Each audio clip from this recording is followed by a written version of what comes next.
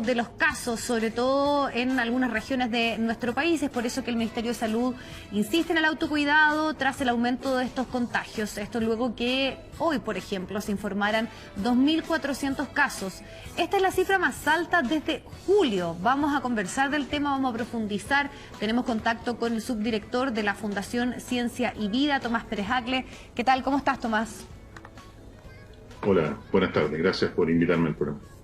Tomás, ¿cómo analizas? Hoy nuevamente se marca, podríamos decir, una alerta importante respecto a los contagios. Este es una cifra bien importante si uno hace la comparación hacia atrás, donde entendíamos que estaba habiendo un cierto control, había una cierta contención, pero ya estamos hablando de cifras similares a lo ocurrido en julio. Entonces, ¿cómo analizas tú la situación, sobre todo en nuestro país y en alguna región en particular? Sabemos que la región de los ríos, la Araucanía y también la metropolitana están en un momento bien crítico.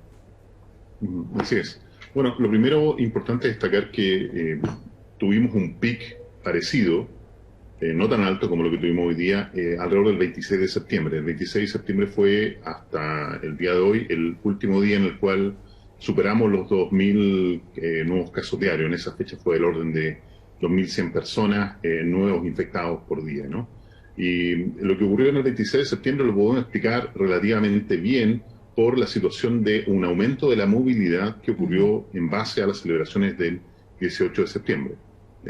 Si de hecho nosotros mirásemos los cambios de movilidad que han ocurrido en el país, mirando por ejemplo el seguimiento de teléfonos celulares de manera anónima que hace Google y que reportan en su página web, vemos que hay un pic muy alto de movilidad cerca del 18 de septiembre, baja esa movilidad en la semana siguiente por una cuestión de comparación con el 18 de septiembre, y después se produce un aumento reiterado, sostenido, que empieza a aumentar y llega al mismo nivel de movilidad que teníamos el 18 de septiembre alrededor del 28 de noviembre. Y del 28 de noviembre en adelante, todo lo que tiene que ver con movilidad en lo que es comercio, particularmente indoor, estamos hablando de comercio al interior, comercio en lugares, en espacios cerrados, aumenta de una manera muy significativa. Todo lo que tiene que ver con todo lo que es el acceso al retail, con la recreación, restaurantes, supermercados, aumenta de una manera realmente muy significativa. Entonces, es muy probable que este aumento de infección que estamos viendo hoy día tenga que ver con este aumento de movilidad realmente muy importante que se ve a partir del 28 de noviembre. Exacto, donde gran parte de las comunas, sobre todo la región metropolitana, estaban en la fase 3 o 4. Entonces, este lunes se van a dar a conocer informaciones importantes. Por ejemplo, esta sorpresa del retroceso que hubo a la fase 2 en la región metropolitana, y con esta, podríamos decir, fecha de la Navidad y del Año Nuevo. A tu parecer, hay comunas, y si tienes ahí los datos, que debiesen sí o sí pasar a cuarentena, independiente de estas fechas que mencionábamos, tanto Navidad como Año Nuevo. Mira, lo primero es que es importante mencionar que tomar la decisión de retroceder a cuarentena es muy difícil. Estamos todos muy cansados, ha sido muy difícil, psicológicamente, socialmente, los seres humanos somos seres sociales, necesitamos el contacto del resto de nuestras personas, de nuestros seres queridos, abrazarnos, besarnos, darnos la mano incluso, ¿no? Y por lo tanto, volver a la cuarentena debiera ser ojalá la última de las elecciones que hay que tomar. Hoy día, de acuerdo al último reporte epidemiológico, que es el reporte que nosotros vamos siguiendo, tenemos una situación muy complicada en Renca, en Pudahuel, estamos hablando de la región metropolitana, ¿no? Renca, Pudahuel, Macul, El Bosque, San Miguel, son todas comunas que tienen prevalencia, es decir, un número de infectados activos mayor a 5 por cada 10.000 personas, que es más o menos el umbral que establece la Comunidad Económica Europea para tomar medidas severas, que habitualmente son cuarentenas, ¿no? No solo eso, estas comunas además tienen tasas de nuevos infectados diarios que son todas por sobre el 25% cada 14 días, ¿cierto? O sea, si miramos esto, en un mes más deberíamos tener más o menos el doble del número de infectados. Y además tienen este valor que hemos conversado muchas veces, que es el R efectivo, que nos indica qué tan probable es que los nuevos infectados provengan de contagios con las personas que teníamos infectadas el día anterior, que está por sobre 1. Por lo tanto, no solamente vemos que la epidemia está en expansión, no solo en la región metropolitana, sino que el contagio está acelerando, particularmente en regiones como las que tú mencionaste, Arica, Tarapacá, Antofagasta, Coquimbo, Maule, Los Ríos, Aysén y Magallanes, son todas comunas, el contagio está acelerando de una manera muy importante, ¿no? Cuando hemos conversado durante este tiempo respecto a qué cosas pueden estar incidiendo en eso, algunos decían hasta que la temperatura, que la gente asociaba que con el calor probablemente no iba a haber una circulación del virus, pero también señales, ¿no? Señales que dan las autoridades, por ejemplo, la apertura de las fronteras, lo que hablábamos, que los aforos fueron aumentados en los centros comerciales, que la posibilidad también de los restaurantes no solamente era abrir las terrazas, sino que adentro, en espacios cerrados. Pero la pregunta que uno se hace, por ejemplo, con la decisión tomada en la región metropolitana de decretar cuarentena el fin de semana, lo que vemos es que en la semana hay mucho más gente que está en este momento aglomerada, esperando poder ir a un centro comercial, tratando de hacer sus compras en una fecha que sabemos que obviamente influye en congregar más personas. Entonces, ¿cómo ves tú también las decisiones que han tomado las autoridades y las señales que se han dado en torno a este tema? Yo creo que lo más importante es clasificarlas de erráticas en este minuto, porque es muy difícil entender que nos pongan en esta etapa de transición a toda la región metropolitana, que tiene sentido, porque hay que recordar que las comunas no son unidades autónomas donde las personas se mueven adentro de la comuna. Muchas de estas comunas que mencionamos, ¿no? Renca, Pudahuel, son comunas que son clasificadas como comunas dormitorios porque la mayoría del trabajo, de la vida del día a día, se hace por fuera de la comuna, ¿no? Entonces tiene sentido de alguna manera tratar de producir estas unidades funcionales agrupando comunas, ¿no? En este caso toda la región metropolitana. Pero donde es errático el gobierno, las autoridades, al decir, bueno, pasemos a esta fase de transición, encerrémonos los fines de semana, pero en la semana todo funciona de manera prácticamente normal. Tenemos las fronteras abiertas, lo cual no se entiende, porque es muy probable que algunos de estos focos no lo sabemos, porque además tenemos un problema de trazabilidad enorme que sería muy bueno hablar sobre eso, ¿no? No sabemos cuántos de estos focos de infección provienen efectivamente de personas que vienen llegando del extranjero. Entonces, la comunicación ha sido una de las grandes fallas que han tenido las autoridades y lamentablemente en este minuto, cuando es muy importante tener una muy buena comunicación, pero por sobre todo una muy buena trazabilidad, porque si mejoramos la trazabilidad de manera importante, podríamos incluso evitar llegar a la cuarentena. No estamos enfocándonos en los aspectos que son los realmente relevantes. Y ahí vuelvo al tema que te mencionaba hace algunos instantes y que hablábamos. La cuarentena sabemos, y sobre todo en algunas ciudades del sur, que ya no se estaba respetando. O sea, hay algunos alcaldes que han tomado la decisión de abrir las puertas del comercio más allá de que siguen en cuarentena porque llevan meses y sabemos que la gente no está haciendo caso. Entonces, ¿qué medidas se pueden tomar? Entiendo que ya se has mencionado tú la trazabilidad, que es un aspecto fundamental, pero sabemos que es mucho más complejo con la movilidad que existe hoy, donde efectivamente uno no sabe con cuánta gente va al transporte público, con cuánta gente se relacionó, por ejemplo, en un centro comercial, en una tienda, en un supermercado. Entonces, ¿cómo se puede potenciar eso para evitar una cuarentena cuando hay una movilidad tan alta en este momento? Claro. Mira, hoy la única alternativa o la mejor alternativa que tenemos es la trazabilidad. ¿Qué quiere decir eso? Que de acuerdo a la literatura o lo que nos señalan la Organización Mundial de la Salud y también los aspectos científicos, ¿no? Por cada persona que detectamos infectada, debiéramos identificar dentro de las 48 horas desde su notificación como persona infectada del orden de entre 5 a 6 contactos como mínimo, con un óptimo de 10 contactos. Eso es lo que debiéramos hacer. Se ha discutido mucho en el ámbito científico que esos números entre más altos, mejor. Estamos hablando de un mínimo de 5 a 6. Hoy día la trazabilidad en la región metropolitana es un promedio de 2,2 contactos por cada persona infectada. O sea, estamos casi 3 veces por debajo del número mínimo que necesitamos identificar, ¿no? Y te doy otro ejemplo. Providencia, Vitacura, Santiago son del orden de 1,2 a 1,5.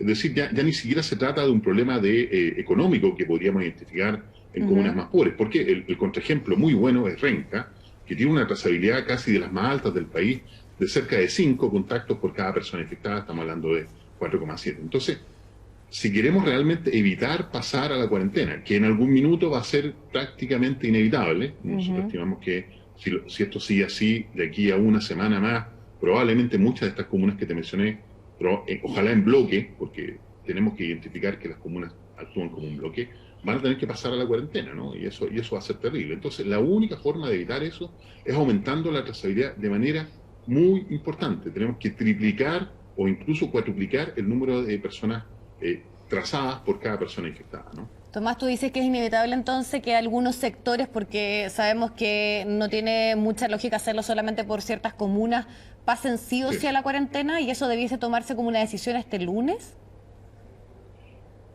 Todo depende, lamentablemente, de lo que pase con el informe epidemiológico del día sábado. Hoy día tuvimos un muy mal número, 2.400 nuevos infectados diarios, ¿no? La cifra más alta desde, como le decíamos, el 26 de septiembre.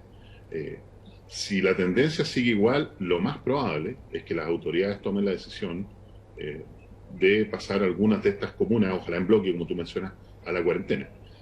Pero aún así, aunque pasen estas comunas a la cuarentena, el virus no se va por pasar a la cuarentena. El ejemplo perfecto y lamentable es Argentina, que tuvieron una cuarentena más larga del mundo, y aún así no han podido deshacerse del virus, porque no tuvieron trazabilidad. Si nosotros no invertimos hoy día en la trazabilidad, lo vamos a pagar mucho más caro. Vamos a tener que volver a entrar en largas cuarentenas de meses que lamentablemente no nos van a servir para lidiar contra el virus. La mejor arma que tenemos hoy día es la trazabilidad.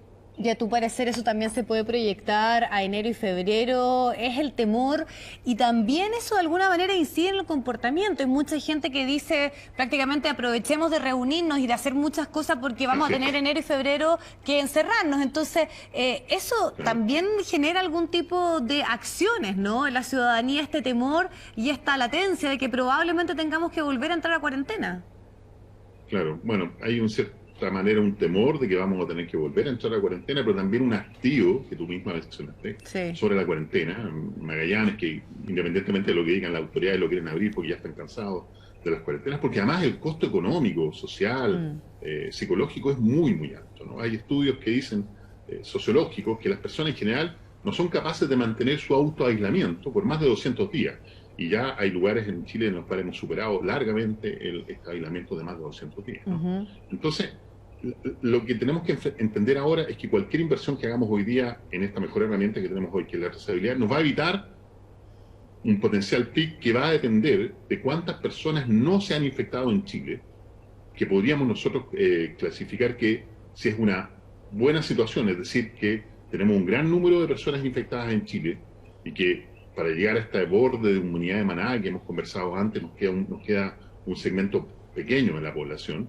O, por otro lado, que en realidad se ha infectado un pequeño segmento de la población y todavía queda mucha población por seguir infectándose, ¿no? En el caso en que se ha infectado un gran número de la población, a todo esto los artículos internacionales de investigación señalan que el número de personas totales que debieran haberse infectado en los distintos países es un valor que es 3 veces el valor que hemos detectado, hasta 20 veces el valor que hemos detectado, ¿no? Entonces un rango muy amplio.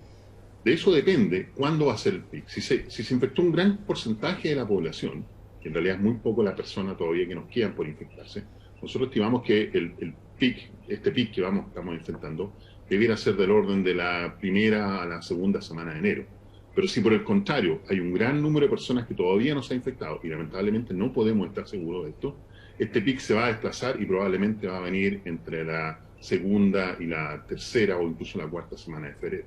Por lo tanto, las decisiones que tomemos hoy día son muy relevantes para determinar cuál va a ser el futuro de la región metropolitana en particular y del país para el verano que se nos viene encima. Tomás, tomando en cuenta tus palabras de un posible pic las primeras semanas de enero que se traslade a febrero y tú dices esas decisiones que tomemos ahora pueden tener sin duda una injerencia en aquello. Eso pasa, por ejemplo, por volver a cerrar nuestras fronteras. Sabemos que Uruguay y otros países que han tenido cifras mucho más auspiciosas han tomado esas medidas. ¿Cuáles en concreto, más allá de lo que estamos conversando largamente, que sabemos que es fundamental la trazabilidad, debiesen ser decisiones claras hoy tomadas para no enfrentar un escenario más complejo? Limitar las reuniones o más bien también la posibilidad de ir a centros comerciales o a restaurantes en lugares cerrados. Ahí te hago ahí también la pregunta de qué cosas se pudiesen complementar al tema de la trazabilidad para poder descender y mejorar las cifras que tenemos ahora. Claro, hay medidas que hay que tomar lo antes posible. Cerrar las fronteras es urgente porque tenemos además un problema de que los test se demoran mucho. Una persona que está establecido que llega a Chile debe tener un PCR de no menos de 72 horas, pero perfectamente la persona se podría contagiar en el avión. Y una persona contagiada en el avión, en un ambiente cerrado, donde el aire está recirculándose, a pesar de que pasa por los filtros del aire acondicionado, los filtros no atrapan los virus, ¿no? Porque los virus son muchísimo más pequeños que la rendija del filtro. Potencialmente podría contagiar a gran parte del avión, y eso no lo vamos a saber hasta 14 días después. Cerrar las fronteras es un aspecto que hay que hacer lo antes posible. Lo segundo es y esto va a ser bien difícil, particularmente en esta época, ojalá cerrar los centros comerciales que funcionan dentro de espacios cerrados. Nuevamente, los aire acondicionados de los centros comerciales no son capaces de atrapar a al virus. El virus es muy pequeño comparado con el filtro y por lo tanto no lo atrapa, y lo único que hacen estos aire acondicionados es mover el virus, que ya sabemos que funciona como aerosoles. Lo tercero es limitar, y esto es súper importante también, limitar el derecho a fumar incluso en espacios abiertos, porque está demostrado también que dado que el virus se mantiene en los aerosoles, el humo del cigarro, que es más denso, lo mantiene por más tiempo y lo puede mover por decenas de metros o incluso puede llegar a centenas de metros en algunos experimentos que se han demostrado. Lo otro muy importante es limitar el aforo lo máximo posible de las reuniones de todo tipo, ¿no? Entre menos gente esté reunida en espacios más cerrados, es menos probable que el virus se contagie. Entonces, la receta es conocida. Yo creo que aquí las autoridades tienen que tomar las medidas hoy día lo más rápidamente posible para evitarnos un verano encerrado, que de otra manera va a ser inevitable. Tomás, te queremos agradecer la posibilidad de conversar y sobre todo a tomar apuntes, podríamos decir, de muchos de los aspectos que hemos hablado. Hay una situación compleja que se puede venir y por eso insistir en el autocuidado, pero también a la espera de algunas decisiones claves por parte de las autoridades. Muchísimas gracias. Muchas gracias a ti y cuidémonos todos, que tenemos para rato con el virus. Sí, que es fundamental. Gracias, que estés muy bien. Vamos a